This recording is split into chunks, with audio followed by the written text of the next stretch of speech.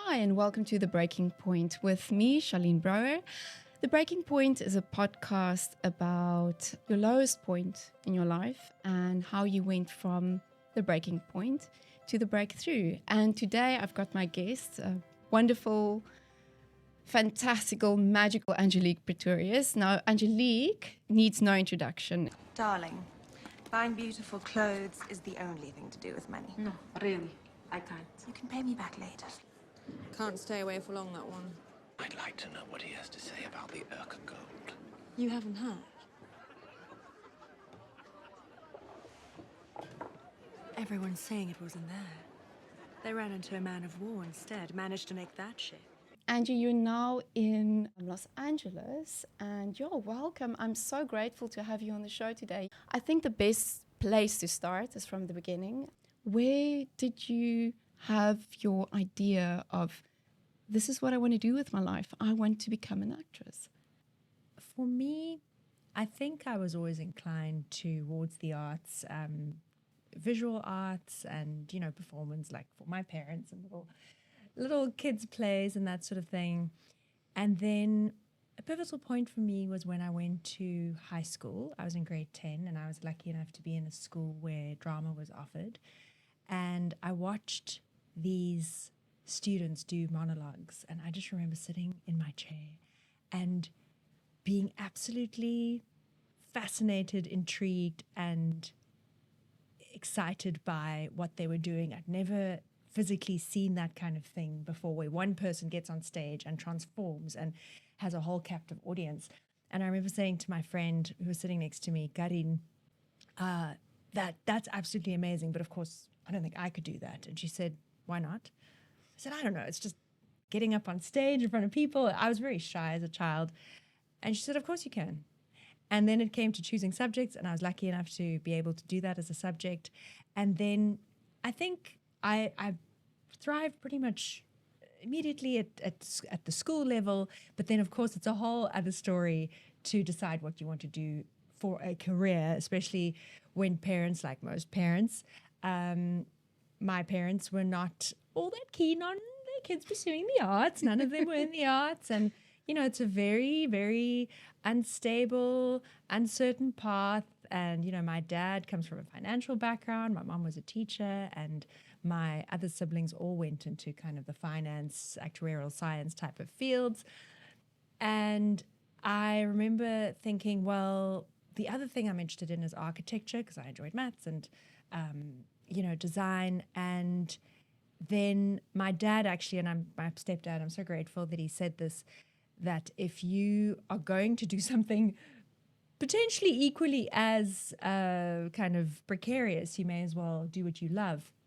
And another, I'd say, huge influence was when my acting teacher from high school took me aside. She said to me, I think you should give this a go.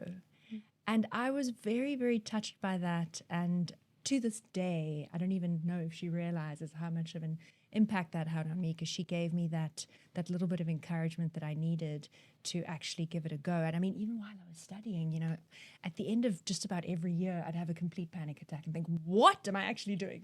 Why am I studying this bizarre course? I mean, lovely course, but entering a bizarre industry. So in high school, what I can hear is introverted. I can hear driven. I can hear A-type, competitive. How did you navigate those things to push yourself? I think as an actor, you might relate to this. I think acting chooses you in many ways rather than you it. And I know for myself, as much as getting onto stage was quite a trepidatious concept, but once I did, it felt extremely natural and comfortable, and my shyness vanished because you're pretending to be someone else. You have the fourth wall up. You don't have to make any eye contact with the audience. When I deliver speeches and that sort of thing, I still find that much harder than being on a stage where I get to, transform into something else and have a script. Of course, that's a huge security blanket. All kids, whether you're introverted or not, I mean, human beings, we don't usually get to shout at the top of our lungs or, let out a gut-wrenching scream for fun. these heightened circumstances just generally don't appear in normal life. I mean, kids get to express themselves, but even then they're contained. As soon as they get too obnoxious, especially in public. These types of conversations is so important for other listeners saying, what should I do with my life? And should I be dictated by what people are expecting of me? And how do I navigate through this? And I think it's actually an obligation that we have towards others, is to say, like, this is what's happening in my life. And we all face challenges. Nothing is just like sugar and honey, and sometimes fighting your way to that dream. Yeah, I mean, the first big kind of sobering, unfortunate revelation that one has is that you're a big fish in a small pond, and suddenly you're surrounded by respective big fish in their respective small ponds, and that goes for any stage in life, in any workplace, not unique to acting. How do you process praise and criticism? That's a very, very interesting, I think, challenge that we all face as human beings, especially with social media, where everyone gets to be famous for a day or a lifetime, depending on what kind of following they have and impact they have. Gosh, as an actor, you get rejected all the time, especially now that I live in America. It's been a decade, essentially, of rejection with the occasional breakthrough. I think it's just very important to stay grounded and to, again, get back to the work, get back to when I say work, the reason you're doing this in the first place, the creativity of it, and to try to keep your motivations as pure as you can.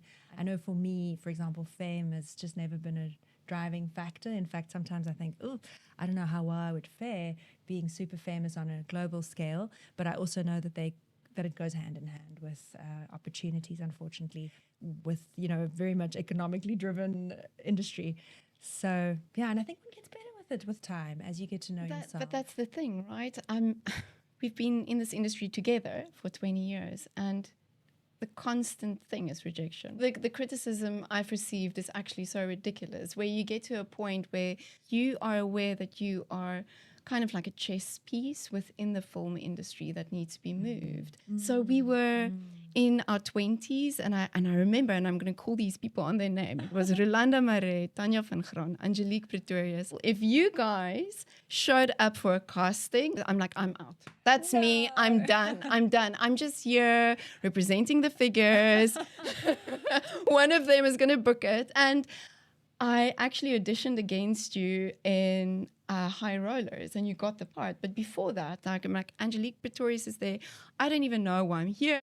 But I'm saying this for a reason, because you never know. Like, it was never like, I'm going to quit. It was like you were helping me set my bar higher. Rolanda and Tanya, like, you're just pushing yourself and pushing yourself and pushing yourself. And it's such a beautiful race to have run this with all of these actresses, just especially in South Africa's environment that is so small, and to complement each other. And I think we're all like always dealing with all of this rejection or negativity, but somewhere you are pushing somebody forward without even knowing. So actually I have to thank you for doing that when I was in my 20s. Absolutely. It's always the strangest competitive environment, yet you end up becoming friends with each other. And sometimes you win some, you lose some. And sometimes you also know, I think we've discussed this before, that you are just not as right for something as the next person. And I think early on what helped me was to think, well, the right person will always, the role will find the right person. Yes. It's almost like a marriage that you can't, take anything away from. But to add to that, I think that comes with experience, and I think this is more for younger actors that's starting out. It's really not you. It's not really your performance. It's really, are you right? Are you the right piece in this puzzle? Exactly. And I think if actors can quickly overcome that, they will have a very long career in front of them, where if everything is met with, I'm not good enough, this is me, it's not the truth. I have a proposition for you. My husband will be back in 15 minutes. I want you to help me to kill him. What? Is that Psycho's old place? His name is Nathan. Whatever. To get back to how you got into Los Angeles, I would love to hear what was your journey from South Africa to there. So actually, going to LA, I had a similar thinking to actually just choosing to study acting, which was that if I don't do this, will I ever regret it? When I'm on my deathbed, will I look back and think, what if? And I want to say at the time, confronting and scary truth was that, yes, it would nag at me, and I wouldn't have lived my fullest life in terms of challenging myself in every way possible. So I think I'd had a wonderful time in South Africa, and I was curious and excited at what the international stage had to offer. And I basically applied for my green card, which was initially rejected, interestingly. Yeah, and the lawyer... It wasn't you. It wasn't me. It was really nothing personal at all. I went for the extraordinary ability visa, or green card version of it, where you have to prove that basically you're something special in your own country and that you have value to offer to the American industry. And the lawyer said to me, on the same day that I was rejected, another person apparently had, like a quarter of my evidence, so-called, and was accepted. So I realized it was a very subjective process, and thankfully in the interim I got to do black sales, and I got to punt that a little bit as part of my evidence, so to speak. But it was definitely a long process, expensive process to get the green card. And then once I arrived, a lot of disappointment, like you want to get there, and you. Yes, I mean, I will say at the time I was in a serious relationship, and I think there was definitely some relief because I wasn't quite ready to let go yet, which I eventually had to do, and that made the whole immigration process extra tough. Gosh, dealing with a broken heart is tough enough, and then you immigrate to pursue acting. Wow, I was completely on the periphery. It's not like I had any. I mean, I knew a few people, but it's not like I was plugged in to Hollywood and could just arrive. So wait, so who was waiting for you in America? Like, how your parents must have like lost it. Lost it. I didn't want to put it like that, but thank you. Yeah, my mom especially, I think, struggled with the idea a lot initially, but then she eventually came around to it and realized that was what I wanted to do, and she could either support me or not. And then she became extremely supportive, and to this day, she's extremely supportive. In terms of what was waiting for me on the other side was, I had a few friends. I stayed with one friend for the first week. She was actually in Orange County, which is an hour from LA. And then I stayed in a temporary house arrangement where I rented a room for 2 months, and then I found another friend very kindly drove me around and helped me to find accommodation quite close to her. But overall, I will say it was an exceptionally lonely time for me, extremely challenging emotionally, beyond. I was definitely pulled, I would say, extracted from my roots here, and shooting new roots definitely took time. When I moved around in South Africa, I always found that it took me about 3 years or so to kind of find my feet. In this case, thankfully, also after about 3 years, I felt like, okay, I'm finding my way. Because you're not only navigating a culture, you're navigating an entire career shift. And we all know it takes a long time to establish yourself as an actress. And now you're in I would say being an actor in Los Angeles is the most competitive thing in the world. It's literally the Olympics of acting, exactly. The Olympics of writing, the Olympics of directing, the Olympics of anything to do with entertainment, but especially the film industry. Just to go back a little bit, what was going through your mind? How old were you at this stage? I was 33. So what was the expectations of you going? Were you scared? Were you... Because I'm listening to this and I'm going, if you're my daughter... It sounds very scary. Yeah, it was very, very scary. I think the challenges you face are things like, how am I going to make ends meet while auditioning and that kind of thing. I was definitely naive in that I thought once I get representation, the big challenge would be running around from audition to audition, barely having a chance to learn my lines, having to impress big, important people, all that pressure. And it ended up being very different. I ended up feeling like I was very much on the outskirts, and I felt like it was more of an environment of crick, crick, crick, crick. It was, I mean, I auditioned. I got a manager pretty quickly, thankfully, and I auditioned, but it was all self-tape, so you don't get any live feedback. The occasional callback. Booked a movie a year into it, a lead, which unfortunately, lovely movie, but it never got released. You know, so you carry on, you pick yourself up again.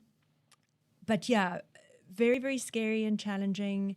And I mean, just to put this in context, back home, you are one of the top actors. So while you are navigating this back home, you are a phone call from casting directors asking, where's Angelique? At any given second, you could come home and just walk in and the rest of us go, woo. So what is the thing that kept you going? Because like I've got such admiration for that, to just pursue, wake up and go for it. You know, I thought going to America that having a few international credits would help me. So I thought, well, I'm in Winnie Mandela with Terrence Howard and Jennifer Hudson, and I just shot my story arc in Black Sails, and that hadn't dropped yet. That's actually how I got my representation, because it was quite, you know, sexy to have an actor who just shot something that hasn't even been released in America, and you drive around and see big Black Sails posters and that kind of thing. But I realized very quickly that, you know, competing with actors who have been there for their whole lives and have, well, obviously there are a lot of actors who had far fewer credits than me, and there were a lot of actors, or some actors, that had more. Because I want to say, relative to me, actors, actually, we have it really good in South Africa. And I want to encourage anyone who ever has a dream of going abroad to first work as much as you can in South Africa.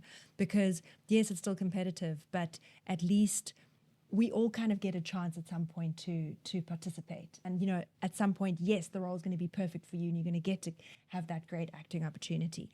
Whereas in America, still to this day, most of my friends who are pursuing acting, it's just, I don't want to say nearly impossible, but it's very tough to break into. I think what kept me going was, it sounds corny to say faith, but really it was just this kind of innate knowing that I have to be patient, I have to ride this out, I can't quit before I've even started or tried. I actually had received a type of, shall you say, a channeling through a lovely woman who had a relationship with Archangel Michael, the angel. She was able to communicate with him. And he actually, even before I left, and by the way, everything else she said regarding my brother who passed away and a lot of very personal things that she wouldn't have known were absolutely spot on. And I could tell, just energetically, I could feel, and I could tell from the way she spoke that she was speaking with such authority and that she was the real deal, and she really was tapping into a very beautiful high vibration. Archangel Michael, as we know, is the angel of warfare, or a warrior, I should say, angel, not warfare, but he's an angel of strength and bravery that appears in the Bible.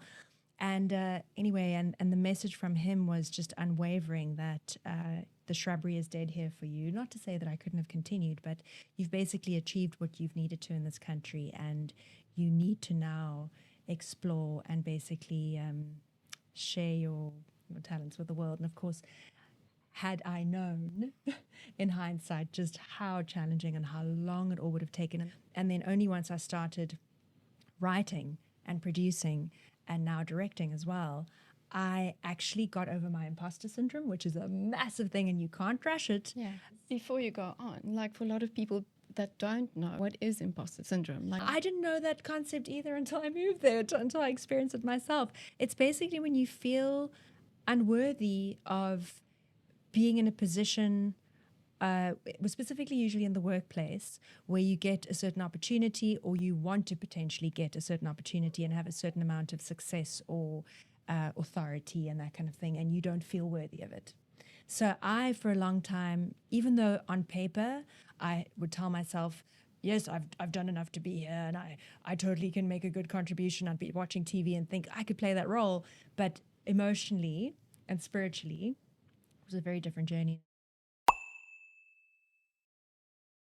Where's the moment that you realized, oh wow, I am maybe feeling these feelings and limiting myself, like the imposter syndrome? Where did you become aware of that?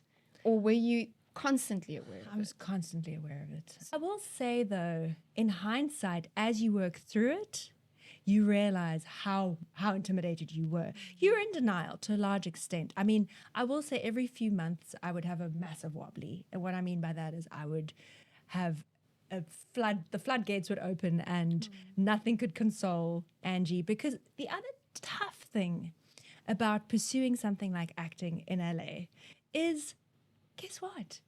You did it to yourself. You can't exactly call people up and go, woe is me.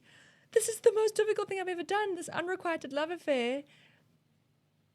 I'm terribly, deeply unhappy. People will say, well, you could come back. You don't have to do this. I do want to mirror that with you. I don't think that's only, even here in South Africa, you know, if you are struggling working as a freelancer, you get the highs, then suddenly those lows where it's like, I'm really struggling through this financially, whatever. Yeah, but you chose that industry. Was there a pivotal moment that you went, this is now it? Either I'm going to quit, go home, or I'm going to pivot. Yes, there was. It's funny, when I see pictures of myself with dark hair, I know that was the phase I was in. It was interestingly representative of a dark phase of my life where I'd been there for, I think, about 4 years. And I came back to South Africa and I felt like my roots here were being undone, and I have not yet shot roots in America. What am I doing? And I remember dyeing my hair dark because I thought maybe the blonde is the problem, which is so ridiculous, because why would, a hair color make all that much of a difference? But my manager even said to me, I think it'll bring out your eyes. Let's try something different. Let's just try something.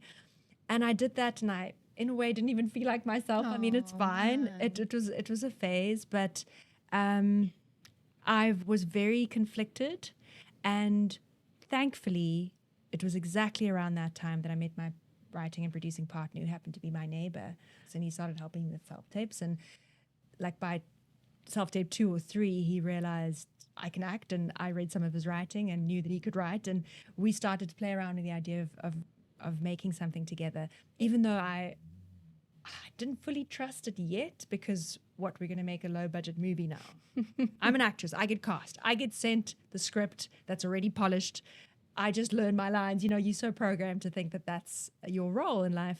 And then, of course, that opened up a whole other world. And now, I can't tell you, Charlene, I'm so grateful that I didn't book those acting roles initially, because I would not have discovered these other beautiful, amazing, crafts and talents and skills. And I am now obsessed with storytelling and filmmaking. And when I watch movies and series, I watch it with such a different perspective. Him and I love watching things together and pausing it 1,000 times and discussing every shot and every beat and every acting moment. And I learn so much from him, and just from my own research and just consuming as much content as I can. And it all worked out beautifully. I would like to thank you for coming on today and telling us your story. I mean, it's not easy. You always want to put up the best version of yourself, and you've done that. What advice would you want to give? And I'm not only talking about newcomers, I'm talking about anybody that wants to pursue a career, whether it's acting, writing, directing. Understand your motivations, first of all, for pursuing it. You feel like it's a calling, that you cannot imagine doing anything else in life but this thing. If that's how you feel, then yes, you should absolutely pursue it at any cost, despite what anyone else says. And only through discovering my voice behind the scenes, especially through writing, and especially from my very unique older female perspective, coming from South Africa, I have now, I think, stilled that insecurity And I've also just taken the pressure off of myself, acting-wise, in every way. And the irony of it is, I now actually have several big budget films lined up that I'm going to be acting in. I don't know how big my role will be. But either way, I can't unfortunately talk about it yet, but it's just bizarre how life works.